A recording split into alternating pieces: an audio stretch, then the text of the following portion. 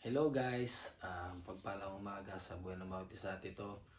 Dito naman ako, gusto ko lang i-share yung aking recovery sa hernia o sa luslos tulad ng nasabi ko sa unang video na kung paano ako, kung ano yung naging sintomas at hanggang sa operahan. Ngayon namang nagre-recover na ako. Gusto lang i-share kung ano yung mga ginawa ko, kung paano ako mag-recover at kung ano yung mga kinain ko at exercise na ginagawa. Unang-una, tulad sa nasabi ko sa unang video, na yung kinakain ko is normal lang kinakain lang naman kasi sa advice naman ng doktor ay pwede ko naman kainin ng lahat. Pero ayoko munang biglain. Kaya more on kinain ko lang noong unang araw, unang linggo, pangalawang linggo more on prutas ako, more on gulay, mga ganyan yung mga hindi mabibigat o yung mga heavy meal, mga ganon. Basta more on prutas, mga papaya, yan. More on mga gulay-gulay ako pag kumakain. Para at least mas mabilis ko siyang ilabas.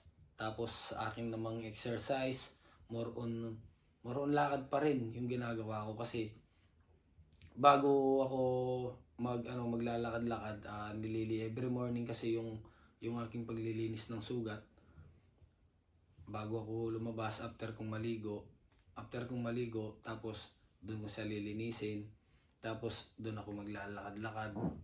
Yun yung normal pa rin yung ginagawa ko. At hindi pa rin ako nagtatrabaho, every morning pa rin yung nagiging exercise ko hanggang sa tuloy-tuloy na yung nagiging recover ng aking katawan hanggang nakakapagmotor na ako. Yun, andun pa rin yung medyo sakit niya. Pero ngayong mag-iisang buwan na ako, pawala na siya at more on okay na ako at sa loob ng sa kagustuhan ng Panginoon, nakapagtrabaho na rin ako. Ngayong March 4 ay makakapag-start na ako sa trabaho at mag-iisang buwan na rin ang aking hernia ngayong March 5.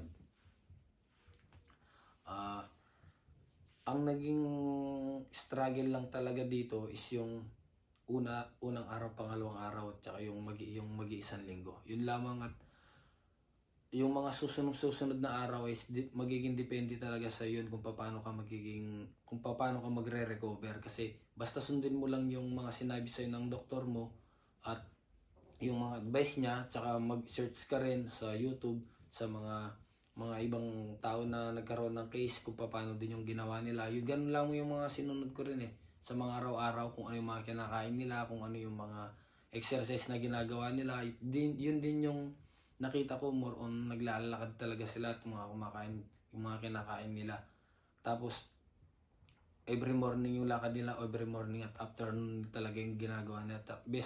Yun talaga yung the best na exercise. Afternoon, kasi nakita ko rin sa YouTube na after 6 weeks, doon pa talaga ako yung kung kaya mo nang makapag-jogging, yun yung mga kailangan mong gawin. Nasa sa'yo naman kasi yun, basta alam mo naman sa sarili mo kung kaya mo na kung kaya mo nang gawin yung mga exercise na dapat mong i-exercise o hindi. Ngayon, sabi nga tulad nga sabi ko sa unang video, ang talaga ng doktor is bawal muna akong magbuhat.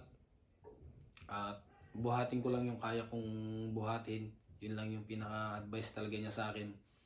At nakakapag-drive naman na ako. Yun lamang. At